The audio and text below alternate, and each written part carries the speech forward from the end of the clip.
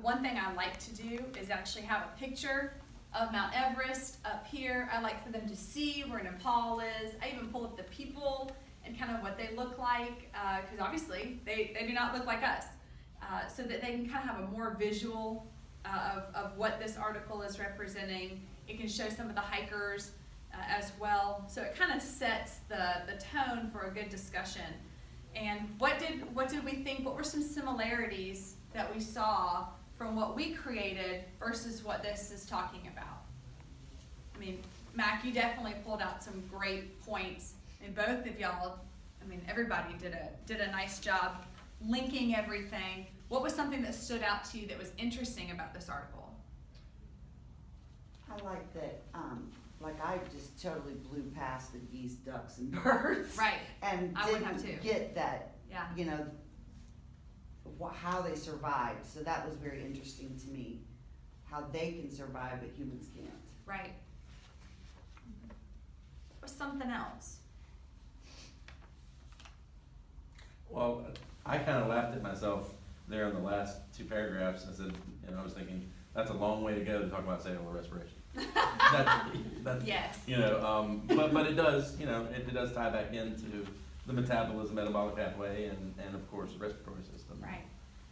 And essentially today what we're going to start talking about is going to be not cellular respiration in itself, but this would be an opener that I would use for the circulatory system to kind of get us thinking about what is the purpose of our blood, what are capillaries, because that is something that I told myself I'm going to get a red glove and a blue glove. I'm going to stand there like this, and I need to make this, to represent. They do not understand what a capillary bed is and that purpose of them. So this kind of initiates that. And then usually I'll start asking the class, who's ever been to a high altitude? And they'll all say like Asheville, and I'm like, okay, who's ever been higher than that? And we get into conversations about how do you feel the first 3 days that you're there? And then how do you feel after 3 days? And, and I can share, similar situations, but most of them are, yeah, I've been, and I remember feeling weak. And then I was like, how long did you stay? And they said a week. And I said, so how did you feel after 3 days? And they said, yeah, I felt better.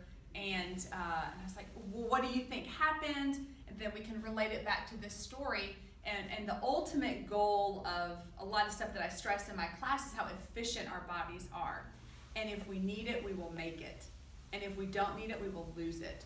And I think that this is really cool because it does say, that these Nepal people, that they have almost like stronger hearts, bigger lungs, more blood vessels than we have because they're adapted to that area and they can make it to the top. So, and then we start talking about like training and where do Olympians train? They train in these high altitude places, and is that fair? And have football players who wear the masks that deplete their oxygen to try and make them build more blood vessels, and they don't know that that's why they're doing it. They're just doing it because their coach told them to. Hey, let me make you struggle today. That's what they see. But their coach is, trying to internally prep their body so that they can be a better athlete that day. So I don't know. It's a nice opener. Well, and I see it as a good review too, because I'm thinking, I need to steal this and do a good review for the circulatory system for them, because we've already gone past it. Right. So it actually would be a good review. Can you put all this together and then right. I'm thinking in my evolution unit with adaptations and divergence of species. The fact that this happens with migratory birds but not finches that are just hanging out all year, Yeah. that kind of thing. Okay. So there's a lot of stuff that because I also tell the story about, when I went to Colorado and I ended up being pregnant at the time, my husband was going skiing. We were all going skiing. And the whole time, just wait till you get out there. You're going to die. Like, it's going to be so hard to breathe, and you're going to be so dizzy, and blah, blah, blah, blah, blah, blah, blah. Well, I ended up being pregnant, and I felt fine. That I was carrying his skis because he was complaining like a baby so much, And I'm, give me your stuff, because it was not affecting me at all, just because my blood count was already so much higher. And so, you know, to kind of understand concepts like that, it's kind of a nice time just to have kids share. And once again, you can make this as long or as brief as you want it to be. But I do this as an opener. I have not physically tied this in with an actual module yet. But you can definitely see where you can take any article you want them to read. And I ask my students, I say, how did you guys like doing this? And they say, it made the reading more relevant because I was actually looking for the words. And the second time you do it, then they know exactly what to do. And so then it's kind of like a well-oiled machine. And so, you know, you can do it at the beginning of every unit, you can do it every other. It's just kind of nice. It's a nice practice. So here, I stole this from the Internet Machine. This is not my work, but this is essentially, it's a Story Impressions, a pre-reading strategy that introduces students to the vocab they will need to know for a particular study. It provides students the opportunity to create semantic relationships among the words by asking the students to write a paragraph using the words in order in which they were listed. It also accesses prior knowledge so you can see what they know. When they're reading hemoglobin, do they use it correctly? If so, great. If not, you know that that's going to be something to stress. And then it shows us kind of how to use it. So 10 to 12 words is usually perfect. They need to be in order of the text, so you can do this with any article, given enough words that they could physically do something with it. So sometimes I walk to a neighbor teacher and I'd be like, could you envision anything with this? And if they can't do it, then I need to go back and add, because you can see some of these low in oxygen. It's not just one word. Right. It was a whole, if I had just put oxygen, it would have been kind of everywhere. So it does need to be guided. I do like how you also use non-vocabulary when you put geese and ducks. Mm-hmm. That's not necessarily a scientific or vocabulary term that you would need, but Right. it was relevant to the article. Right.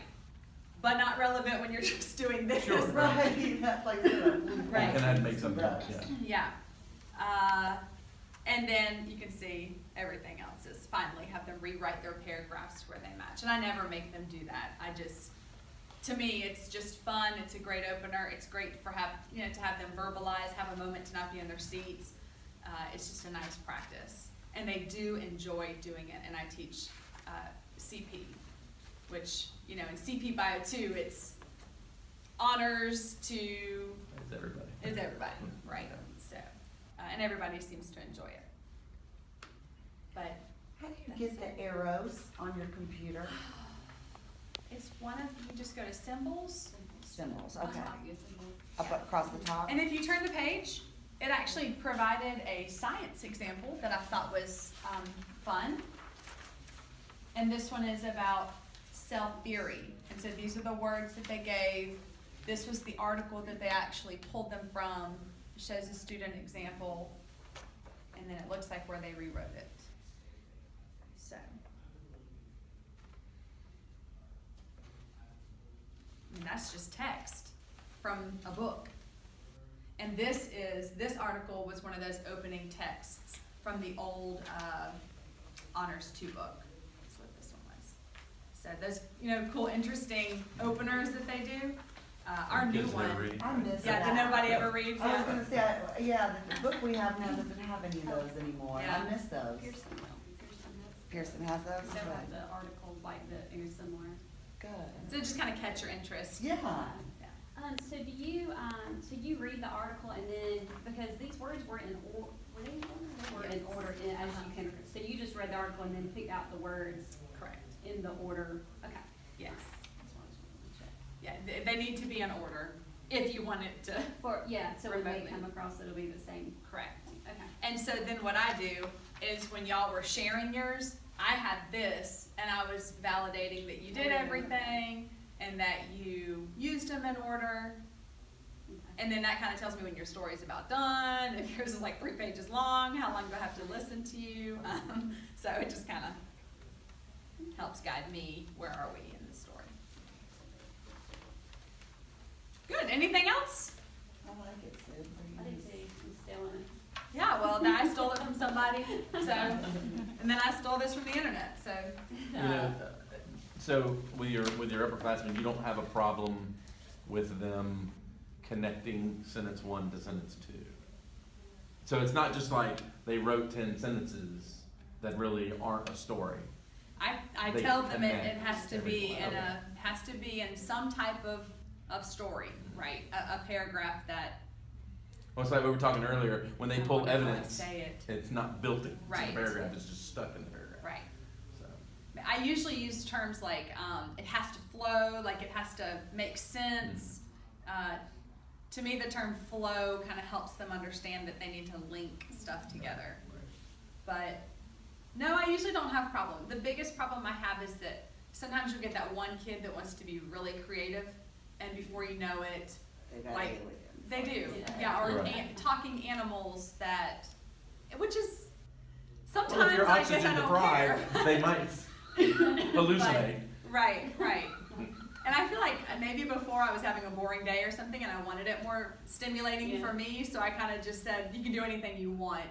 And then other days, I may be a little bit more hardcore and need it very, just shoot it to me. So, yeah, it can, and so that can also be just teacher preference. You want to be really creative, but most of the time I want them to try to mimic this as much as possible. And then a lot of times they'll see, oh, that's where I went wrong. Like you can see them reading. Right, Yeah. right. I was like, oh, screw that up.